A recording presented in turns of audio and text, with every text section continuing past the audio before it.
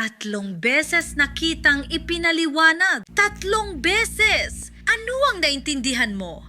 Wala. Pero nag-practice tagala ako, nag-ensayo ako, nag-aral ako. Saan ka nag-aral?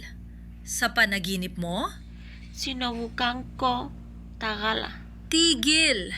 Tigil! Kahit ang 3 taong gulang kong kapitbahay ay mas mahusay magsalita kaysa sayo. Kumakain pa nga siya ng maliliit na bato. Pasensyan dyan na. Tingnan mo ako sa mata at sabihin mo ulit sa Tagalog. Sige, maghihintay ako. Buong araw akong may Sa oras. tingin ko, Wala ka nang iniisip.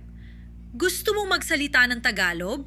Sige, ulitin mo pagkatapos ko. Titigil na akong magtiis ng titigil kalokohan. na akong magtiis ng kalokohan.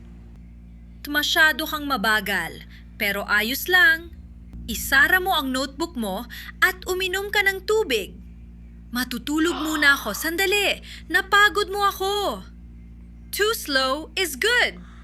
Close your notebook and go drink some water. I'm going to take a nap. You've tired me out.